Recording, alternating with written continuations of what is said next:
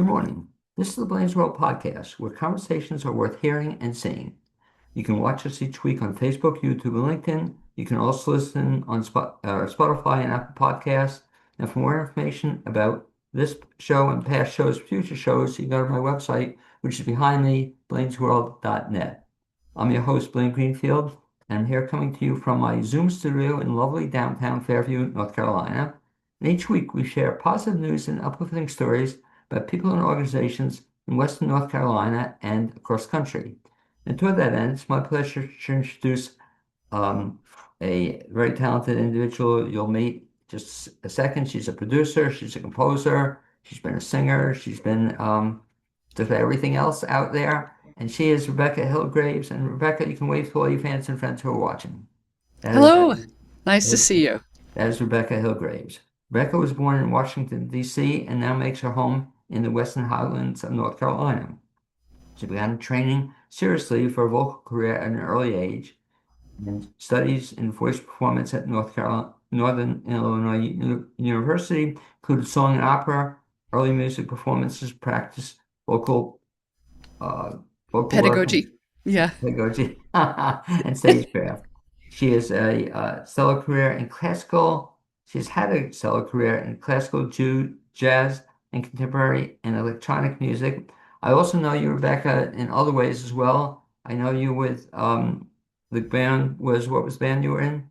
Pinkish Floyd. Pinkish Floyd. I've saw you a couple times in Pinkish Floyd. You were absolutely great. Thank you. Also, I forgot I should mention that you're also now on the radio as well, and you're with. Blue Ridge Public Radio, BPR. Okay, very exciting, good stuff. And so, Rebecca, but I should mention perhaps most importantly, you're now involved in something called Skroink. Skroink. Okay, Yes. I just love that name. And so before we talk about anything else, I should ask you, what is Skroink? So, Skroink. So, years ago, when I started studying classical music, I was in high school, and the teacher needed someone to play oboe that year. And it was a small school, so, basically grab an instrument. And I started learning how to play oboe, and skroink was the sound I made more often than anything else as I was learning how to play a double reed instrument. And so when I started getting into the electronic music project, I just decided that that was going to be my name. So, do you still play the oboe? No, no, no. I left it off years ago. Okay, but Skroink stayed with you. So, Skroink stayed with me. Yeah, it was because it was such, skroink, the sound that you make as a reed player. okay, it's a great name. And the nice thing about that, nobody else will use that, I think, right? One hopes, yes.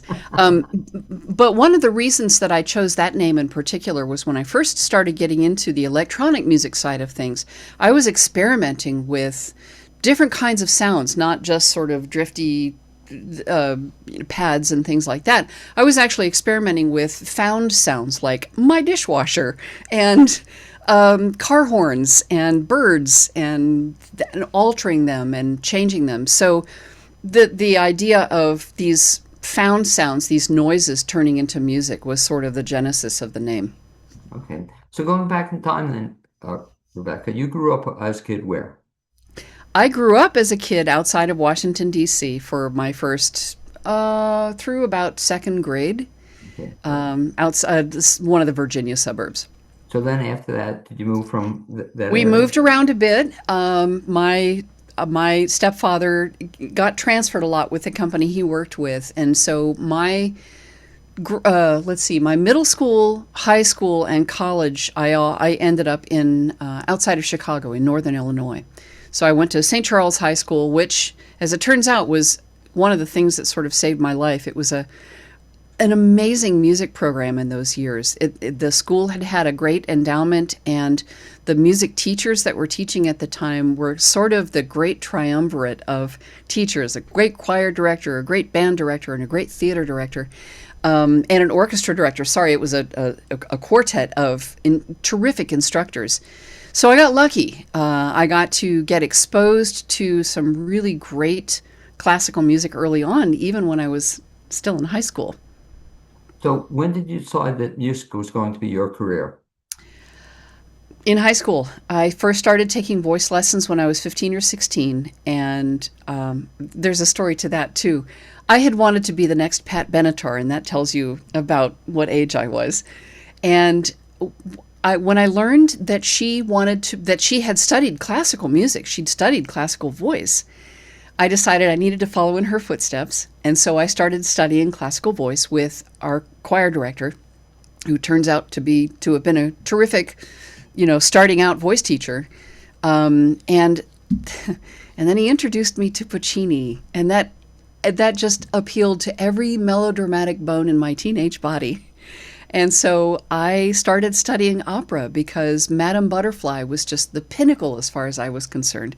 So I started singing classical music, and then it got to the point where I thought, I'm going to hold my nose and take a degree in classical music and voice performance, and I did. Because I'll talk about that in a second, but back to the teacher you mentioned. Is that person still around? I don't think he's still alive. It's been quite a number of years. Okay, we could give a shout out to that person.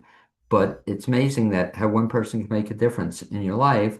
So then you got, which is very unusual for to have an interest with Pat Benatar and opera. Yep. That's quite a combination, especially in that when you were a kid, I guess not too many other people were really into opera at that time. Not really, no. I was very fortunate. The school that I attended had a really terrific fine arts program. And so a number of the kids that I went to school with were singers. A lot of them went on to full on lifelong Broadway careers. One of them actually had a full opera career. Margaret Jane Ray was her name. She graduated a couple of years before I did. And so there was definitely a classical leaning in that school. I may have been the only one that pursued I'm not the only one. I can't have been the only one. I'm not the only one.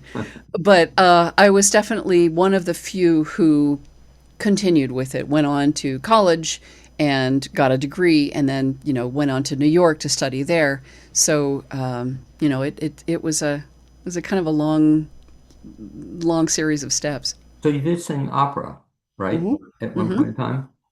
Yeah. Yes, I did.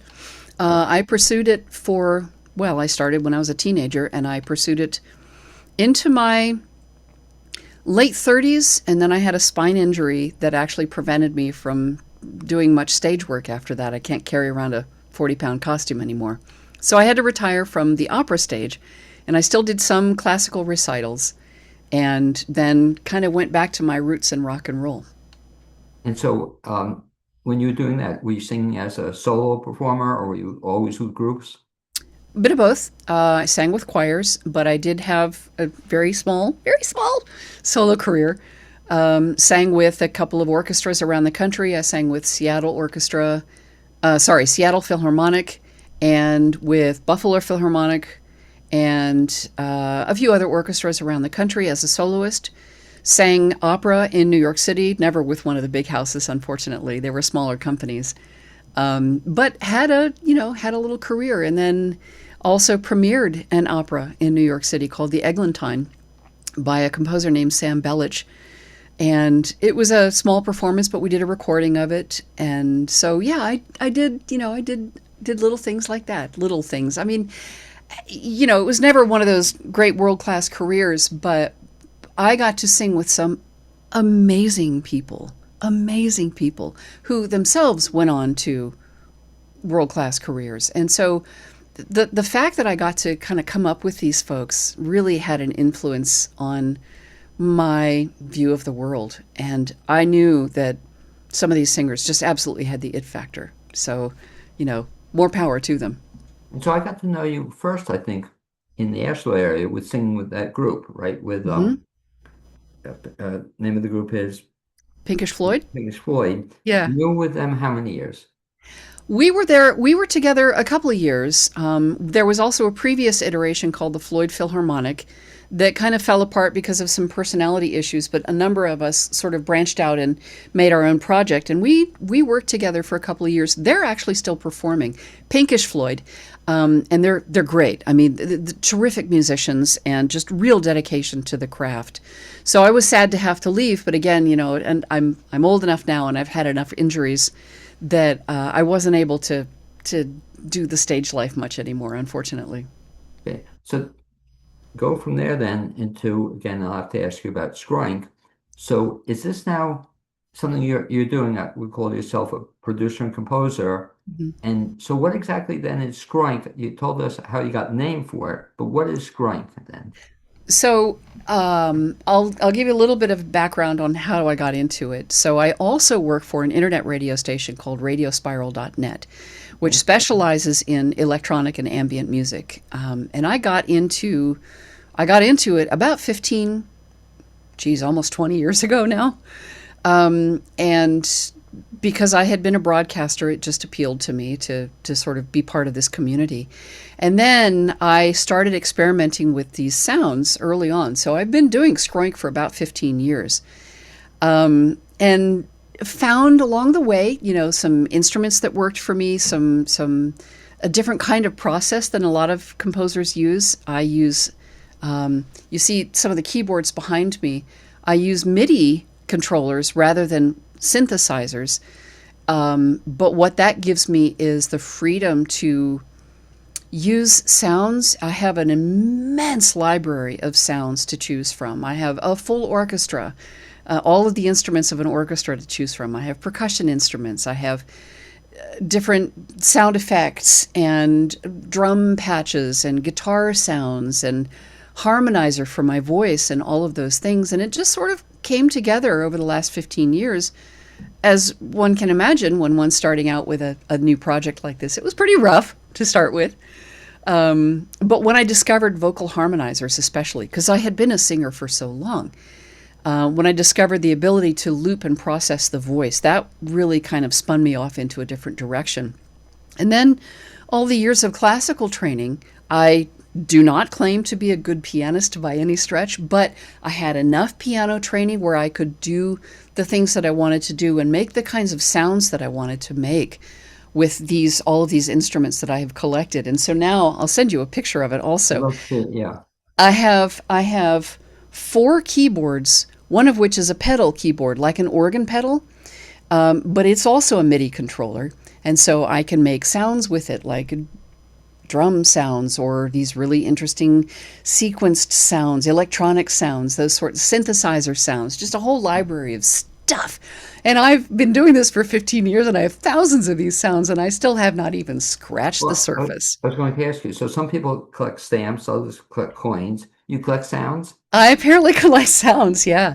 It all runs from an iPad. Right. And it's a really interesting rig, and it's unusual, honestly, for electronic musicians to have a rig like this. Most of them rely on a combination of sequencers and synthesizers, like the Moog synthesizer, which you're familiar with, I'm sure. Right. But what I chose to do was drive all of this from the iPad with the MIDI controllers, with multiple MIDI controllers. So it's a really interesting kind of complex setup, where the iPad is connected by USB to a hub. All of the MIDI controllers are connected to that hub, and there's software on the iPad that lets me run them all and run the different synthesizer sounds, all of the sounds that I've collected over time. And so I can tell let's see, this keyboard, I can tell it to play piano sounds because it's an 88 key keyboard. The one above it, I can have maybe playing wind chimes or something. And then the keyboard above that is called Roli, R-O-L-I. And it's a C board, and it has a fingerboard that actually allows you to do full vibrato and slides and all of these really interesting things with it. So I can play, for instance, a duduk, which is a Turkish wind instrument, or I can play violin and play the vibrato of a violin on this keyboard. So, I mean, it's expanded, and it's a little ridiculous. It's gotten kind of crazy over time. I started with one keyboard and an iPad all those years ago and have just sort of expanded into this amazing arsenal of sounds. So talk about then this arsenal of sounds, and we mentioned you're a composer. So is this now like do you compose every day, or and do you sit down like writers, 3 hours every morning, 4 hours every morning? I wish I didn't. I don't have time for that. Unfortunately, I don't have time to do all of that. What I do is I do compose. Most of the time, though, I improvise. So these shows that I do on Radio Spiral, radiospiral.net, I have two shows on the weekends. I have a Saturday morning meditation show, and then I have a Sunday evening, about 5 o'clock our time, 5 to 7.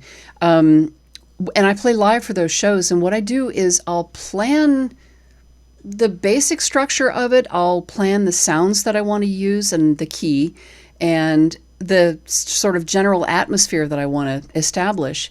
And then I will literally improvise for anywhere from 30 minutes to a full hour, sometimes more, and just kind of make sounds with this arsenal of sounds that I've collected over time. And so where do you get the ideas from? Just out of the head or out of the sky or? Bit of that, yeah. Um, I actually have a list of show ideas, and there are topics like the end of the world, the apocalypse, the forest floor, Shakespeare, Edgar Allan Poe, Kali Ma, the Indian goddess, glaciers, alien encounter, fire, death and transfiguration. So a lot of it comes from my exposure to classical music. When I first started this particular iteration of the shows that I'm doing on Radio Spiral now, I leaned heavily on my classical background. So, for example, the Russian Easter Overture by Rachmaninoff, I borrowed the Dies Irae from that and some of the themes from that and kind of folded that into these sounds. And I rely heavily on strings, for example, orchestra instruments. I did one that was kind of an homage to Pictures at an Exhibition, Mussorgsky's work, and I used flute sounds for birds and it kind of semi-classical experimental stuff, and it's all improvised. So I will spend a lot of time, I'll spend hours putting together the sounds and deciding on the mood. I might even write poetry for it sometimes, but generally, once I get to performance time, the spirit kind of moves me. I'll get the sounds that I want and the overall structure. Sometimes I'll make some notations like a chord progression or something like that, and then just kind of let it carry me. So since we should mention to folks, and I'll put this in the description of the program today, but to find out more about some of this, so you're going to tell us where we can get information about Radio Spiral Network? So radiospiral.net is the station where I do these shows. My two shows are called Morning Cup of Calm. That's the Saturday morning show, and it's an hour of just drifty meditation music. No real structure to it. It literally is intended to get people into a really lovely meditative space to kind of launch the weekend of calm. And then Sunday night, the show is called I Scream Sunday. I Scream Sunday. And a lot of that is because I will do a little bit more experimental music. I'll do things that rely heavily on vocals, sometimes kind of noisy, sometimes dance music, sometimes cinematic, kind of symphonic soundtrack. And those end up being kind of quite by accident. But what I discovered was, and those especially were what triggered it, I have to have kind of a movie going in my head. I have to have images. I have to have a storyline, a plot of some kind, even if it's just images or just sort of impressions. I still have to, there's a very visual component to a lot of what I do. So there are a couple of them, and I'll hopefully be able to share samples with you. These are all very long form pieces, by the way. So if you share samples, just take little bits of them. But Ripley is one, and it was inspired by the original movie Alien, where the woman was the one who survived because she had told them what was going on, and they're like, no, we got this. And she and her cat were the ones that survived. So I did a whole hour-long thing about Ripley, and I brought in these wonderful sound effects that I had found and then altered those and made this soundscape across the hour where and there was a story unfolding in my head of her kind of being chased and then chasing and then winning and then maybe not winning and being damaged and then going on and finally being able to win the day. And so it has this arc to it, and there are a number of them like that. There's another one called Heavy Metal, Mettle, Heavy Metal.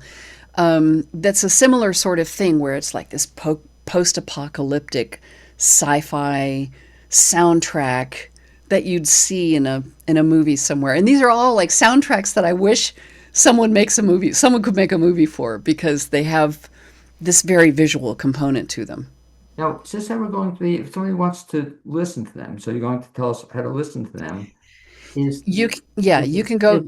is this ever put together as a complete Rebekah Hilgraves Skrank one, or whatever? Is it a compilation you put So together? there are a couple of places you can go. I have most of my tracks, the ones that I felt were worth releasing, on Bandcamp. So you can go to Skroink, skroink.bandcamp.com.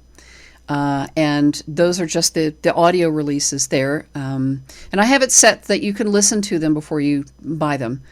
And then you can also see videos of the performances. Now, the Morning Cup of Calm videos are usually videos and visualizations. You don't actually see me playing. But it has a video component, and they're intended, again, to sort of set this mood of calm.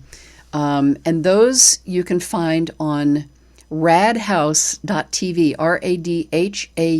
radhaus.tv. And you can look for Morning Cup of Calm there.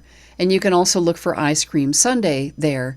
Those are the two shows where the Skroink thing happens. There's also a third one there called The Third Course, which is my collaboration with another electronic music in town. His name is Al Baldwin. He goes by Pallid Mask. And he and I have collaborated a couple of times on some things under The Third Course. But my solo stuff is either Morning Cup of Calm or Ice Cream Sunday under radhouse.tv. And by the way, as we mentioned, I'll be putting this in the program description. So if you want to see this or hear this, you can do so. But some of them, which is kind of cool, some of them are something you can watch. When they're watching, are they watching you with 4 different keyboards, or what are they watching? So the Ice Cream Sunday ones especially, you'll see me play, and you'll see. It's a 3-camera rig, so you'll see the camera shooting from a couple of different angles, including overhead, so you can see well. And unfortunately, you can't see the pedal keyboard with this camera arrangement, but you can see the 3 upper keyboards. And then you'll see me singing once in a while, and once in a while you'll see me play a percussion instrument or something like that. So yeah, the Ice Cream Sunday ones you can definitely see me play. Now, do folks ever get a chance to see you do this in a concert of some sort? I am talking with the Third Room in downtown Asheville, and I'm hoping that we can do something with them soon. I haven't got a lot of traction there yet. We're also talking with Cry Samadhi at the Bottle Shop. And I haven't played out yet, other than briefly I played, this is a few years ago now, with Mountain Skies, which was an electronic music festival that was held at Whitehorse Black Mountain. Right. And I played there, and that was my first collaboration with Al Baldwin, and now we're Third Course. We did a thing which was an excerpt of a cycle of poems that I did a number of years ago called Rachel Rising. We pulled a few from that collection and we turned them into music for, I think it was a 30-minute set, 15 or 30 minutes. Because even to do this set, though, it's probably a pretty convoluted thing. You have to bring all this equipment with you, and you have 3 or 4 Yeah, different keyboards at one time. it's a big setup. Yeah, I would be bringing if I played out, I probably wouldn't bring this whole big complicated thing. I have some smaller keyboards that I can bring, and then I would bring the laptop, and it would be sort of an attenuated version of Skroink if it Because were that would live. be the fun thing to watch you, or does this guy Al do the same thing too? He plays. Yeah, he does it a little bit differently. He has a couple of smaller keyboards, and he'll trigger pads, he'll trigger generative sounds, and sort of create a framework that that we then work with together. So his approach is very different from mine. He's got synthesizers. He has a couple of MIDI controllers, but he's mostly got synthesizers. So we have kind of gone down slightly different paths as far as our music goes. I think he's getting more into the MIDI controllers now than he was, but he started with synthesizers. And so the goal of all of this is to, they don't necessarily have, they don't have albums per se, but the goal is to sell the music on these various. I mean, I would love that. In fact, very, very much to my surprise, I have, I don't know, 60 releases or something out on Bandcamp now, maybe more. Some, God's bless him, some fellow bought the entire catalog Oh, really? and continues to buy them when I release new ones. And I'll release them as individual tracks because again, they're long form. They're anywhere from 30 to 60 minutes. And he buys them every time I put them out there. And he has my entire catalog, which is just amazing to me. Someone actually went out there and bought the whole thing and spent a couple $100 to do it. So, But that was it's really cool. So you have your own, you have your followers, a groupie. You got a guy following you. got a guy following me. By the way, I don't know where he is or where he's from, but he oh, seems to like the music. okay, that is really cool Yeah. and track it. So the goal of this then is you doing this for your personal interest or professional interest, or you want to do something with it? It's mostly personal, but it's also to some extent professional. I would love for some of the sort of cinematic ones to become soundtracks for films. And I'm considering doing something like offering the music to filmmaking schools or Right. to filmmaker programs in schools and offering them up to young composers and say, here, use this in your film and let's conspire to do something. Well, I could think that this would be a really cool thing when they have the, what is it, the weekend film festival at Asheville or something. That might be kind of a cool thing for you to do, or offer to the winner. They'll give them a score that they could use. Just Right. get the word out. That'd be kind of a fun thing to do. Yeah. So right now, if anybody's listening, if they want to use this for films, they would contact you, and we'll give contact information as well. Yep. Uh, Yeah, I would love that. I would love that. If some young aspiring filmmaker wants some creepy science fiction scores, and they're not all creepy. They're not all scary music. A lot of them are sort of drifty love movie, love film, love story kind of things. A couple of them are very evocative of battles, for example, or as I said, the homage to Mussorgsky's Pictures at an Exhibition has this sort of flute and pastoral countryside kind of feel to it. So it's a fairly broad mix, and it depends on how I feel that week. well, let me ask you on the other end, because you're giving it some ideas as you always do. Could somebody say to you they're doing a film and they want to get this kind of reaction, and can I you would do that? love that. I Well, would love that. off the air, we'll talk about that concept because you're giving me some ideas, and that would seem to be the way to go. That you say an aspiring filmmaker and have somebody in mind would come to you and say, "Would you be interested in doing this?" I would. I would absolutely love to do that. If I were able to do a bespoke score for someone, that would be sort of the pinnacle of what all of this was about. Okay, so that's good to know. And we'll give contact information as well. So talk about the other part of what you do too. I know you told me off the air you also are a teacher as well.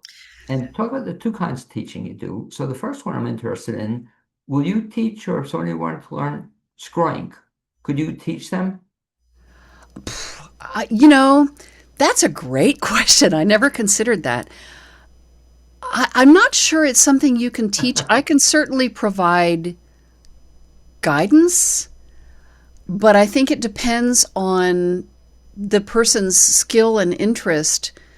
I can point them to the techniques that I use. Right. Yeah, exactly. I can't teach piano. I'm not nearly good enough to teach piano. But I could probably point at, well, here are some of the apps that I use. Here are some of the sounds that I've employed along the way.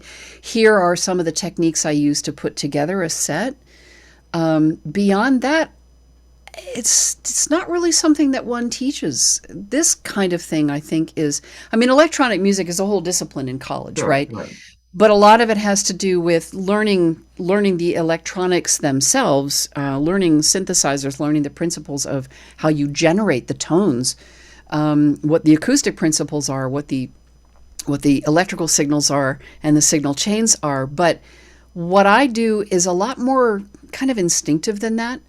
So I suppose I could give you some pointers, but I'm not sure that's something I could teach necessarily. Was just listening to you, it would seem that it would be if somebody was interested in it, to Maybe, how you got this off the ground and how you do what you do. The maybe. aside from teaching that, you also teach what music, you teach singing lessons as I well? do. I do. So I have kept my toe in the classical water, in that I do still teach classical voice, to any kind of singer. It's not just anyone who wants to be an opera singer. The technique that I teach is called bel canto, which is an old, time honored technique. And I am actually, as it turns out, 11th in an unbroken succession of bel canto instructors over time. My instructor was his instructor before him, and so on and so forth, going back into the 1700s, and teaching the precursors to this technique, and then as it evolved into what we now call bel canto technique. And it's actually kind of falling out of favor on the opera stages, unfortunately. And I say it's unfortunate because it is healthier vocalism than a lot of what we hear now on classical stages. It involves a lot of physical effort, but not here, more like in the torso. And it involves a lot of understanding of the physical mechanism itself, not just the breathing mechanism, but what actually goes on in here. I'm a very technical teacher. I show you diagrams of the vocal mechanism and the cartilage and how things work in there, and then help people understand the right kind of breathing to create the sounds that are healthy, beautiful, and provide stamina. I've had singers, classical singers, of course. I mean, some of my singers have gone on to take degrees in classical performance. I had one singer who was actually a shred-head metal singer who came to me and wanted to learn how to sing better so that he could get through a show without feeling like he had been gargling with gravel the whole time. And so I worked with him for a year, and he came back and told me later, "Oh yeah, this I can still make the sounds that I want to make, but because my body is healthier doing it, I can do a 3-hour show and not feel shredded at the end of it." Because I was going So to ask you that the technique then could be used by all singers. all kinds of singers, not just classical singers. I'm working with a fellow right now who sings sort of pop and rock and classic rock and country and those sorts of things. And the technique is helping him. He has even told me, we've only been working together for about 6 months, and he's already told me that his gigs are better because he can feel a difference.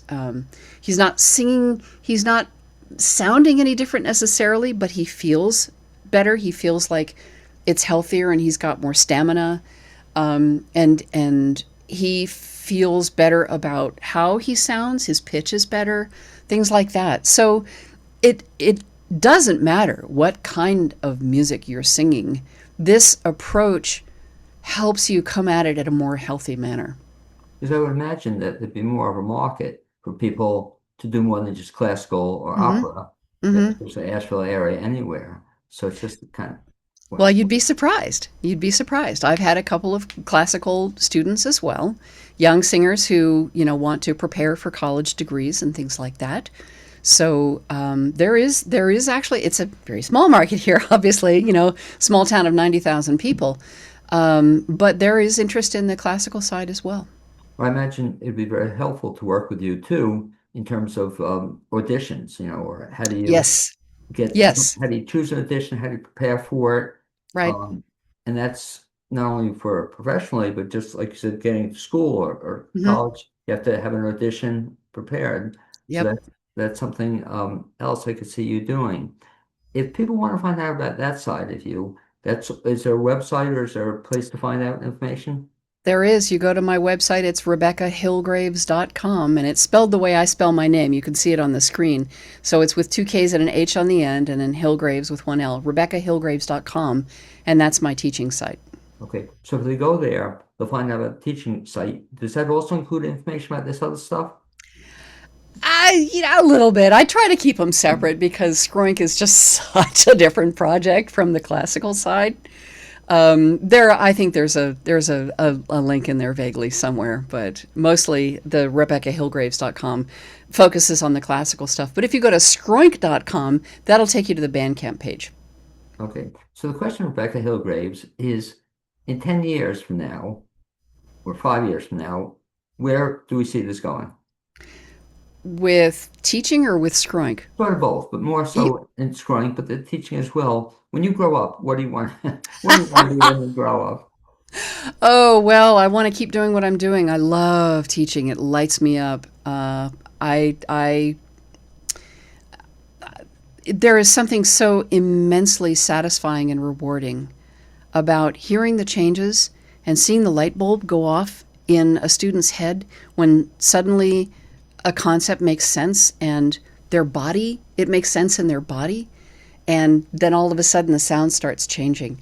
And with this singer that I was telling you about that I've been working with for 6 months, we've heard that happen. He'll practice, and even if he doesn't practice every day of the week, he'll come the next week and I can hear the difference because the brain and the body continue processing this information anyway, even if you're not practicing all the time. And to see and hear him kind of light up when the concepts begin to make sense and when his body starts really getting under what he's trying to do, that is so satisfying. So satisfying. So I'd love to teach until the day I die. And the same with Skroink, honestly. I mean, it's something I can do here in the safety of my own home without risking damaging. I mean, you see, I've got a cast on, and I've had some issues lately. I love making music, and it is one of the things that has, especially in the current climate, kind of kept me sane. Making music, and it's sort of my rebellion against the insanity. Let me ask you back to making music. So this Yeah. we get done if they want to work with you on a one-to-one basis. This Mm. can be done in person, obviously, but can Yes. it be done virtually? Do you do it virtually? I prefer not to because singing, especially, well, the Skroink stuff, maybe we could do that Right. virtually. But singing is such a physical, tactile undertaking that I need to see and I need to feel what's happening and point at things and show you things. And I think, I mean, I know there are a lot of internet teachers out there, and bless them. If they're successful, that's great. But the kind of technique that I teach really requires physical presence. I think it's not as effective otherwise. Okay, so that's So, yeah. I make house calls, but I also have an arrangement with a local private school where, if someone is interested, we would meet there and have lessons. Well, nice thing back to they can also have lessons at your place as well. No, I don't teach here. Okay, interesting. Yeah. Okay. So, but you would bring your iPad then, or to have the background, the music, you bring your For iPad? the Skroink stuff, yeah, I would have an iPad and we would just, I would just, use the virtual keyboard that's on the iPad to demonstrate things. Okay. So to recap, Rebecca Hillgraves, there are two things we're going to talk about, and it'll all be in the description. But if you're interested in the instruction aspect of what you do, they go to, RebekkahHilgraves.com, spelled the way I spell it, okay. right there. And that'll have information about what you do and what kinds of things you teach. And if they're interested in the Skroink side of you, the best bet is to do what? Well, there are two places to go. If you want just audio, go to skroink.com, Skroink, skroink.com, or you can go to radhaus.tv,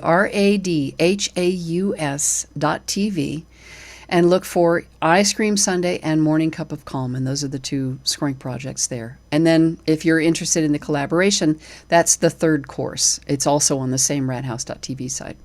And our last question, since you mentioned all these different titles and stuff, How do you get the titles for your, like when you compose a piece or write something?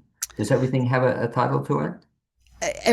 Yeah, I started out not using titles, but I discovered that I had better luck with the overall focus and mood and whatever you want to call it by applying titles to it, because then that visual story happened, right? Where if, for instance, one of the pieces that I'm going to send you is "Unto the Stars," which is how it must feel to go into deep space for the first time. And I also did something similar Oh, for a recent Artemis tribute project. But this one was specifically fantasy. It was a science fiction story. You see science fiction movies all the time about going into space and going into space for the first time, a person going into space for the first time. But how it would feel for the human race and for the representatives of the human race to leap into deep space for the first time, to get past our solar system for the first time, and the awe they would feel, the fear and the wonder and the excitement and all of the complicated emotions that would come with that. And I tried to capture that in music. So it's in a number of movements, and it's leaving the earth and saying goodbye to earth because it's a one-way trip at this point, just because we don't have the technology to do anything else. And then it's things like going past the old Voyager and going past the Oort cloud, and how it would feel then to maybe get to one of the first nebulae out there for the first time. So, it's a series of kind of visual and emotional impressions of these stages of the journey. So, back to your original question about the title kind of drives the piece. The story arc that I build under the title ends up driving the piece. were you always a science fiction fan? Oh yeah. Oh Yeah, yeah. I Oh can yeah. tell. So funny story about that. I was slow to learn how to read when I was in preschool and before preschool. You start picking up words and letters before that, and I was a little slow at it. Well, my father gave me some science fiction novels and got me interested in reading. And by first grade, I was reading at sixth grade level because finally it was something that actually interested me. I wasn't interested in See Jane Run, See Spot, those boring, boring. But science fiction and something that activated my imagination that way. Oh yeah, I'm all about it. And I still am. I'm reading a William Gibson trilogy right now. I can tell. Anyway, Rebecca Hilgraves, I'd like to thank you for being my guest this edition of Blaine's World podcast. I also like to thank my producer, Cappy Tassetti. And one of these days, again, we'll bump into each other, I'm sure. Thank I'm you. sure we will. Thank you so much.